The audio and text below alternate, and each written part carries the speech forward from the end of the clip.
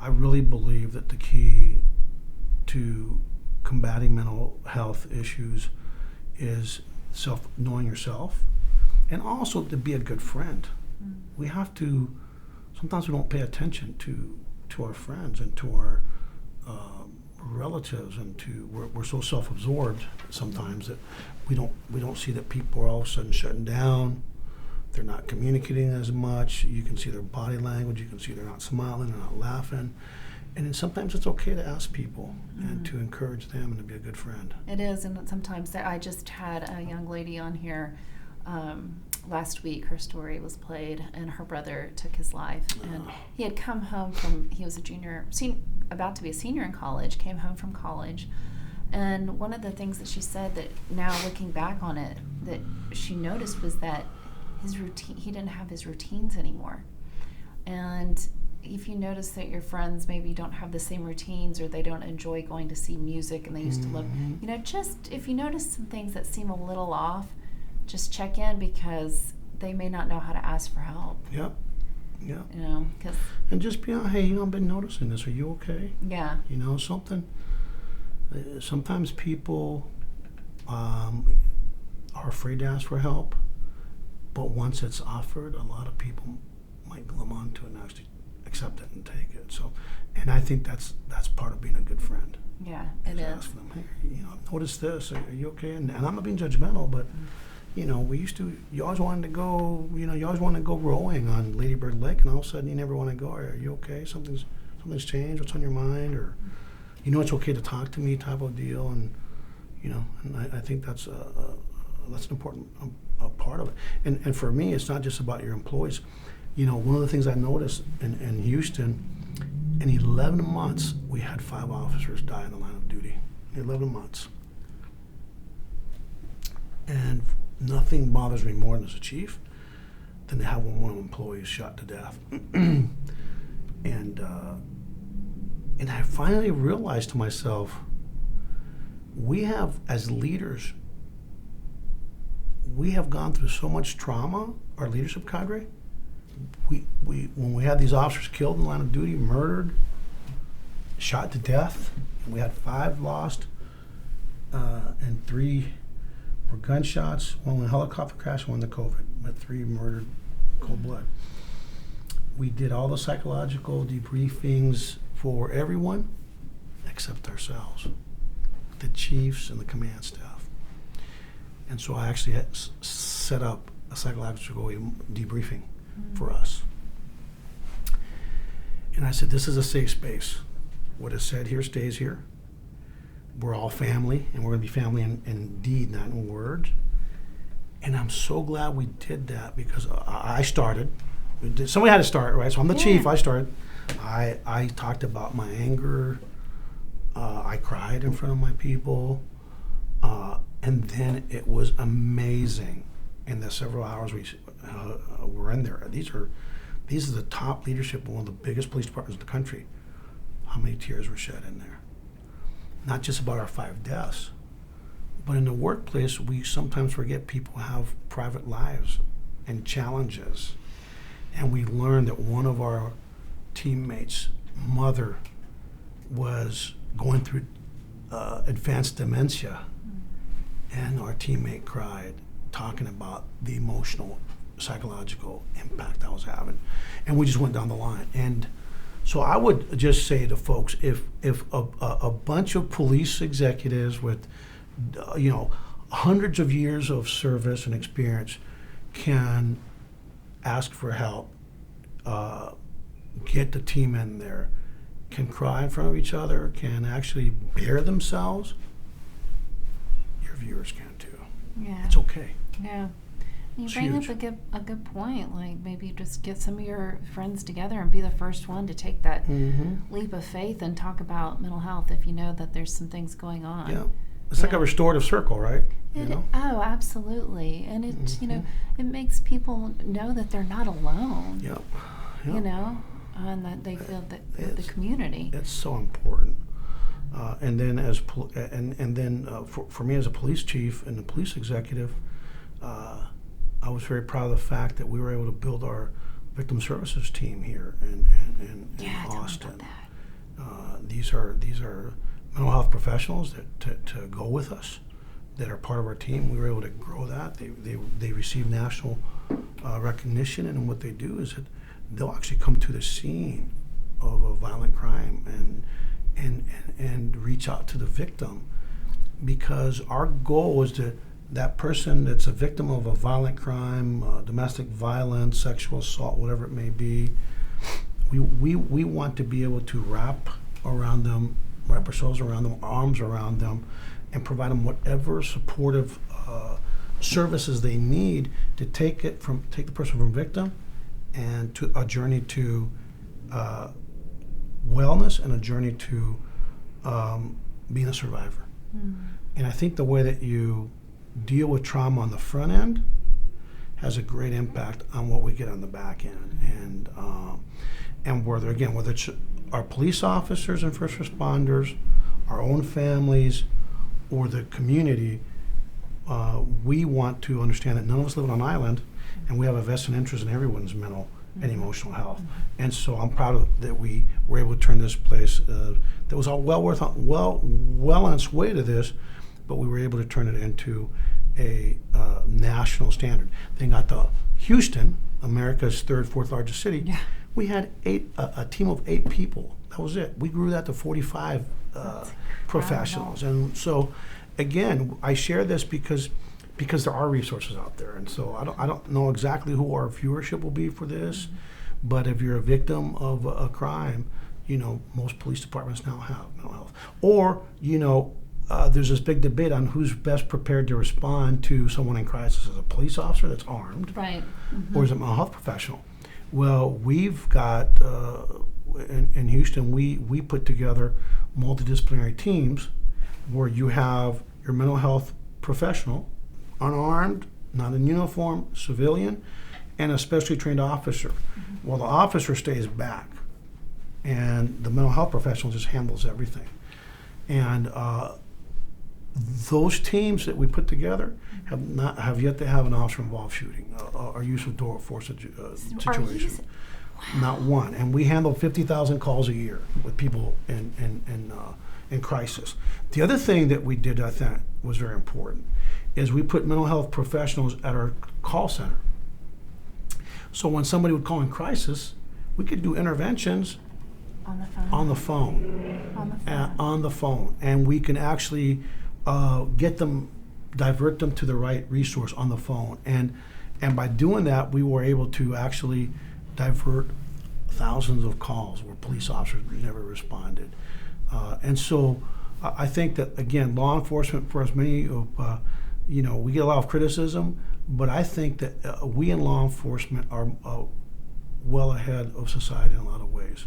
Yeah, I had no idea. So I grew up with, my dad was a Houston police officer for 48 years. Wow. And he was the last graduating class that could come out at 18. Yeah. Kids with guns, that's scary. Yeah. Yeah. So, I was always so curious. But he kept all of that inside, not wanting to share it, because now that I'm older, I understand more, because you don't want your kids to know those things. Right. You don't want your kids to know what you're dealing with, Yeah. these types of things that you're dealing with at work. Yeah. But it's just also so unfortunate that it, couldn't be shared, or that, especially at that time, I know that mental health was not a priority. I mean, you asked for help, and when your dad became a cop, they get on out of here, right? Yeah, right. You're not going to have a job. No, you're not, and you're going to be ostracized, and so, but those days are long Yeah, gone. and that's just what I'm saying, is it's just fantastic to hear how much growth there is in that. And for men, I feel like there is just this kind of the stigma really around what a man is supposed to be, and that needs to go away, because that's hogwash. Crying and showing your emotions, you're human. Yeah, exactly. Well, I've never had a problem crying, so I don't know if that's a cultural thing, being Cuban or what, but I can wear my emotions on my sleeves. I'm not afraid of. If I cry, it just means I care. I think I would be more worried about myself if I stopped crying. So I think that something's really, really wrong if I stop crying, because to me it would mean that I either stop caring, and crying is actually a coping mechanism, right? So it may mean that I'm not coping. So I'd really have to take a hard. The day I stop crying over stuff that should make me emotional, I mean, what was the name of that movie, that Disney movie where the grandma dies? I mean, I saw my mama and I started crying. A cartoon movie, for God's sake. That was like 2 years ago. Coco. Oh, Coco, that was so good. I'm a 50-something-year-old man crying over Coco. It's okay, because it took me back to my mom, and and it's okay. That means that you're human, you care. But the day you stop feeling those emotions, that to me, that's a clue that you might need to go talk to somebody, because you're shutting down, and that could be a clue that you need some help. Yeah, I'm a crier, and I had a friend the other day. She said, "Julie, that's your superpower." Yeah. And she said, because it's telling you in a certain situation where I was trying to figure out if I should work with this person or not, and that's whenever the tears came out, and she's like, because your tears were telling you, like, it's time. And that's okay. And I was like, I've never looked at it. Are you practicing too, or are you doing any counseling or anything? Yes. Oh, yeah. I do a lot. So I haven't. I don't think I've shared this yet, but I'm happy to. I went to 2 years ago. Oh my gosh, March 15th, 2 years ago, I got back from a trauma treatment, a 30-day program in Tennessee. Because I had never dealt with my trauma. I always worked through it. Right. Had a really over sense of work ethic, where it was like, oh, go to school and work, and sometimes work 2 jobs, anything not to feel the pain. Right. And so then 6 years ago, I got a divorce, and it wasn't the divorce, but it's what opened up those wounds that I had never dealt with. And it was like trauma after trauma after trauma. Wow. And so I had a therapist recommend that I go to a trauma treatment facility, and I was very mad, because in my mind I wasn't. What's wrong with me? I don't need to go to that. I was broken. What are people going to think about me? I'm divorced. I mean, the checklist was not looking good. I was like, I'm divorced. I'm a single mom. I stopped drinking. I'm not going to be fun anymore. Now I'm going to a trauma treatment. Like, people are going to call me crazy. And but I had a come to Jesus meeting in the car one day when I was driving back from my brother's, and everything had been fine, and I never knew when it was going to hit me. Like, I had this great day with my brother and his family, and then I get in the car, and all of a sudden I'm crying, and I don't know why. And I was just like, God, I've stopped drinking, and I've done all these things that you asked. Like, what more do you want from me? And he basically said, I've laid all this out for you. When are you going to go? Wow. And I went 2 weeks later. Nice. I got back March 15th, the day before the pandemic, the day before the lockdown happened. Wow. Okay, let's talk about veterans. You know what's that? I'm glad you brought veterans up. Law enforcement and military, we share something that is kind of tragic. We both professions are experiencing a large number of suicides, and since 9/11. We always talk about America's greatest generation was the World War II vets. I think they were great, but I think today's veteran is just as great. Think about it. We've been in a global war since September 11th of 2001. So it's been, we're going close to 21 years. And a lot of our, here in law enforcement, a lot of our police officers not only serve at home, they actually also serve in the military, in the reserves, and the National Guard.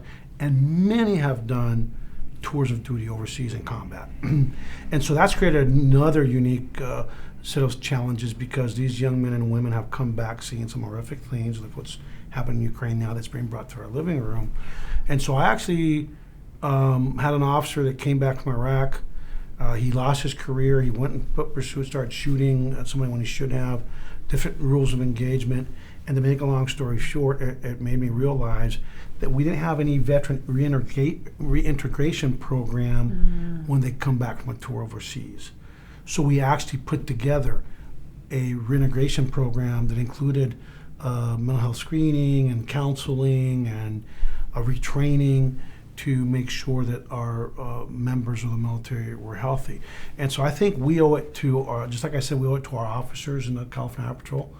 We also owe it to our veterans to make sure that they know they're not alone, that they know that there's help for them, that they know that there's nothing wrong with them, that they don't have a post-traumatic stress disorder, but an injury from seeing the things that they saw in that fog of war. And so it's important that, when veterans serve this nation, especially during times of conflict and armed conflict, we owe them and their families everything. And so I think that for me, I'm proud that we started doing things specifically for our veterans, returning veterans, and also making sure that we got information when veterans that aren't police officers but were experiencing a mental health emergency, that we would obtain that information through dispatch to the 911 call taker to make sure we knew what we were dealing with, so we can try to approach the problem understanding that we need to slow everything down, calm everything down, and I think it's paid dividends. Oh, wow, it sounds like it. Yeah, so I'm proud of it. Yeah, it's, we hear so much, and it's really, I can't imagine the work that you do. Can't imagine going overseas, being away from your family, and you form probably a certain type of community and family while you're there, but then having to come home and deal with the dynamics of that. It's just got to be. Or to see your friend blown up, or to see your friend lose a limb, or to see your friend, their head blown off by a sniper. I mean, it's just very. These are things that we weren't created to see, right? That is just not. It's not an everyday thing that people should have to deal with. And so, whether it's veterans or first responders or victims, we all have one thing in common: we're all human beings, and we have a mind that's fragile. And by the way, let's show empathy to one another, because I always tell people we're one chemical away from being that homeless person, that addicted person, that person that's talking to themselves. And in Houston, we had a former police officer, a great person, who ended up on the streets because of mental health. And the other thing that I think that is important that I would wish government would figure out is our streets in this country. I think it's a national embarrassment that we have thousands of people in this country that are living under bridges, they're living on the streets, and while we all try to cast aspersions, they're addicted, or this or that. First of all, we don't know what came first, the chicken or the egg. Was the addiction first, or was the mental health chemical imbalance first, right? It doesn't matter. I hope that we come to a day where instead of the streets housing the mentally ill and addicted, that we have appropriate mental health facilities. As a matter of fact, before I left Houston for Miami, we were working on trying to start getting a program where we would do civil detainers. So if a person was addicted, and as a result of their addiction, they're living on the streets, or they have a chemical imbalance because they have mental health issues, or a combination of both, if you're constantly high, or you have a mental health issue, and addiction is part of mental health, you can't make well-informed decisions, right? Well, let's get them detained, and especially from some of these low-level misdemeanors, instead of putting them in jail, let's put them in a fully supportive brick-and-mortar mental health facility where we can start extensive counseling, one-on-one group therapy, one-on-one therapy, medication, because there comes a time where you may need the medication to actually start, getting your chemistry back where it needs to be. The problem is when they're living on the streets without that support, people think that they can just stop taking the medication. I feel better. Well, once you're on the medication, you can't not just stop cold turkey. You have got to realize Great that you're feeling great, but the reason you're feeling great and healthy is because these medications have actually balanced your brain chemistry. And the day that you start trying to wean off, there's a process to do that, and you need to have appropriate medical care.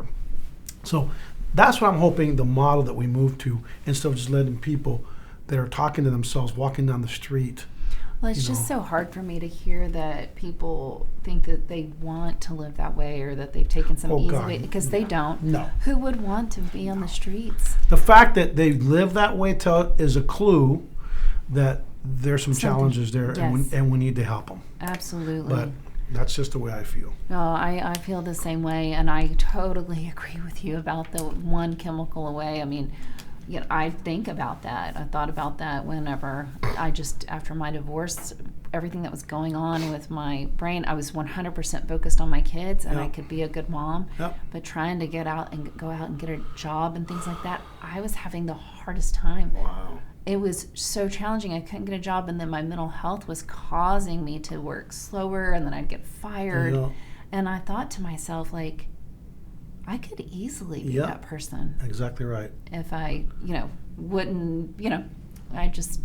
Well, first of all, got help. First of all, you went and did a 30-day I did. inpatient, and I celebrate you for that. That took courage, and being able to talk about it, I think is just a beautiful thing, because I think that in life, part of our journey should be that when we overcome our own obstacles, we should share that journey with others so they know, if I could do it, you can. Well, that's why I started Speak as One. Awesome. I got back and I thought, I was hearing about everybody during COVID, going through so much, and here I had this opportunity to come out and be at home with my children, and my mind was right, and I just finally got to a point where I just said, awesome. If people are going to, call me crazy or whatever they want to call me, then screw them. Like, I'm doing this. Yeah.